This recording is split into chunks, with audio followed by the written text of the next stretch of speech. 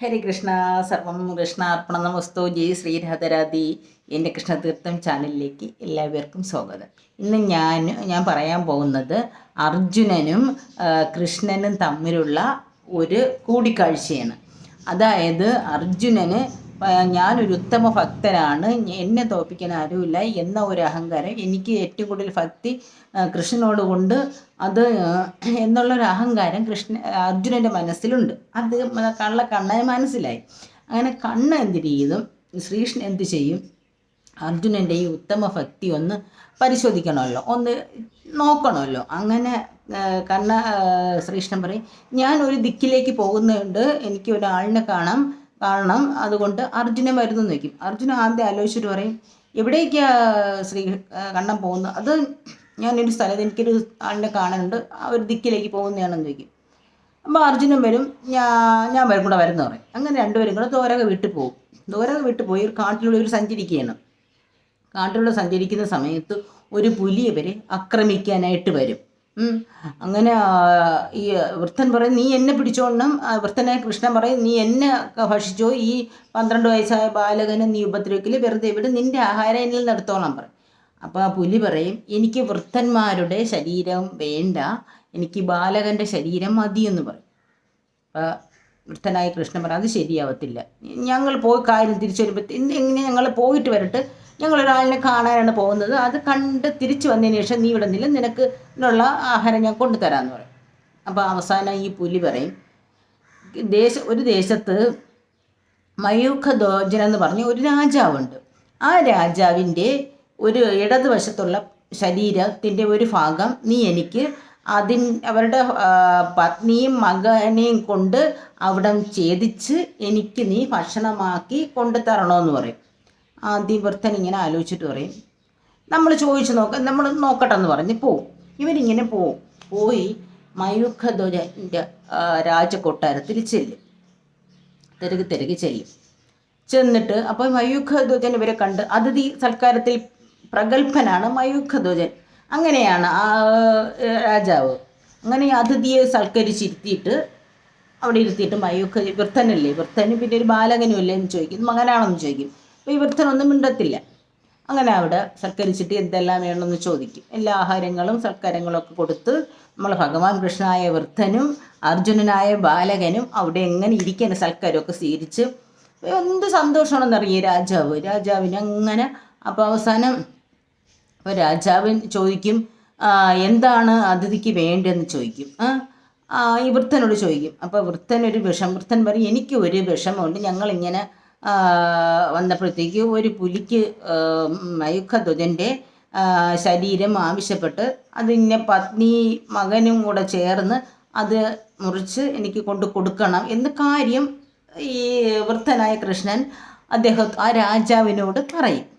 അപ്പോൾ രാജാവ് ആദ്യം ആലോചിച്ചിട്ട് ഒന്നും മിണ്ടാതെ, എടുത്തോളൂ, എൻ്റെ ശരീരത്തിൻ്റെ ഇടത് ഭാഗം എടുത്തോളൂ, എനിക്ക് സമ്മതമാണെന്ന് പറയും.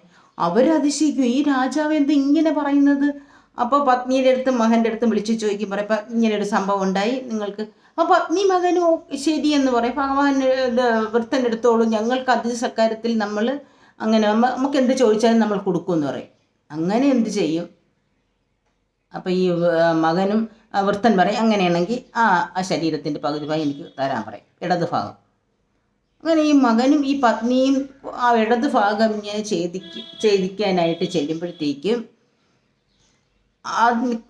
കണ്ണുനീര് വരുന്ന എനിക്ക് തോന്നുന്നു. അപ്പോൾ ഈ വൃദ്ധൻ ചോദിക്കും, എനിക്ക് ഈ ശരീരം വേണ്ട, കരയുന്ന ശരീരമൊന്നും എനിക്ക് വേണ്ട, കണ്ണുനീര് വരുന്ന ആ ശരീരത്തിന് പിന്നെ ഒരു ഇതില്ല എന്ന് പറയും, അത് ഇതാണെന്ന് പറയും, സ്വയം ശപിച്ചിട്ട് തരുന്നെന്ന് പറയും. അപ്പോൾ ഈ മയൂഖധ്വജൻ പറയും, അതെന്താണെന്ന് വെച്ചാലേ, ഇടത് ഭാഗത്ത് എൻ്റെ പത്നിയും മകനുമാണ്, വലത് ഭാഗത്ത് ഞാൻ എൻ്റെ ഭഗവാനെയാണ് അവിടെ വെച്ചിരിക്കുന്നത്, ആ ഭഗവാന്റെ ഭാഗം മുറിച്ചില്ലല്ലോ, ആ ഒരു സന്തോഷം കൊണ്ടാണ് ഞാൻ കരഞ്ഞു പോയെന്ന് പറയും. അങ്ങനെ ഇത് മനസ്സിലാക്കിയ നമ്മളെ വൃദ്ധനായ കൃഷ്ണൻ്റെ സ്വയം രൂപം എടുത്ത്, ശംഖ് ചക്ര ഗദ പത്മധാരിയായിട്ടുള്ള രൂപം എടുത്തിട്ട്, അപ്പോൾ ഈ മയൂഖധ്വജനും അതിശയിച്ചു പോയി, എൻ്റെ മുന്നിൽ ഭഗവാനാണോ വന്ന് നിൽക്കുന്നത്, ഭഗവാനേ എന്ന് തൊഴുതിട്ട് പറയും. അപ്പം ചോദിക്കും, ഈ മഹാവിഷ്ണു ചോദിക്കും, എന്ത് വരമാണ് അങ്ങയ്ക്ക് വേണ്ടത്? അങ്ങ് ഈ തന്നതിന് എന്ത് വരമാണ്? അങ്ങയുടെ മനസ്സ് എനിക്ക് മനസ്സിലാക്കാൻ കഴിഞ്ഞു, അതുകൊണ്ട് എനിക്ക് ഒന്നും വേണ്ട, പക്ഷേ അങ്ങ് ഒരു വരം എന്നോട് ചോദിക്കണം എന്ന് മയൂഖമാർക്ക് പറയും. എനിക്കിതിനെക്കാട്ടി ഒന്നും വേണ്ട, എൻ്റെ ഭഗവാനെ ഞാൻ എൻ്റെ മുന്നിൽ കണ്ടല്ലോ, അത് മാത്രം മതി, എനിക്ക് വേറെ ഒന്നും വേണ്ട, എന്നാൽ ഒരു വരം ചോദിക്കണം എന്ന് പറയും. അപ്പം മയൂഖൻ ആലോചിച്ചിട്ട് പറയും, ഭഗവാൻ ഇനിയൊരു കാര്യം, ഈ മനുഷ്യത്ത് ഇങ്ങനെയുള്ള ഒന്ന് പോയി മനുഷ്യജന്മത്തിൻ്റെ അടുത്ത് ഇങ്ങനെയുള്ള വരങ്ങളൊന്നും പോയി ചോദിക്കരുതെന്ന് പറയും.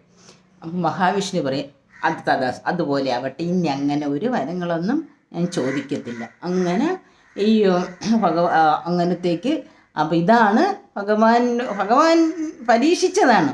ആ ഭഗവാന് കൊടുക്കാൻ ആ രാജാവ് തയ്യാറായി. കാരണം അത്രയേറെ ഭക്തിയാണ് ഭഗവാനെ കുറിച്ച്. അപ്പോൾ ആ ഭഗവാൻ വാമഭാഗത്ത് വലതുവശത്ത് ഉണ്ട്, പക്ഷെ വലതുവശം വേണ്ടാന്ന് വെച്ചു, ഇടതുവശം. അപ്പോൾ ഭഗവാനെ അറിയാമല്ലോ, അതുകൊണ്ടാണ് ഭഗവാൻ അത് ചോദിച്ചത്. പക്ഷേ ഇത് മനസ്സിലാക്കി, ആരാ കൂടെ വന്ന ആൾ മനസ്സിലാക്കി. അവസാനം ഇത് കഴിഞ്ഞ് അവിടം വിട്ടൊരു പോവുകയാണ്. ആ കഥ അവിടെ അവസാനിച്ച് അവിടം വിട്ട് പോവുകയാണ്. അപ്പോഴാണ് നമ്മളുടെ ബാലകനായ അർജുനൻ മനസ്സുകൊണ്ട് ചിന്തിക്കും, ഞാൻ അഹങ്കരിച്ചു പോയി, ഞാൻ മാത്രമല്ല ഭൂമിയിൽ ഞാൻ ഉത്തമ ഭക്തൻ. ഇപ്പോൾ ഞാൻ മാത്രമല്ല, എനിക്ക് അങ്ങനെ ഒരു അഹങ്കാരം എൻ്റെ മനസ്സിൽ വന്നു. കൃഷ്ണൻ അത് അർജുനെ പരീക്ഷിക്കാൻ വേണ്ടി ചെയ്തതാണല്ലോ.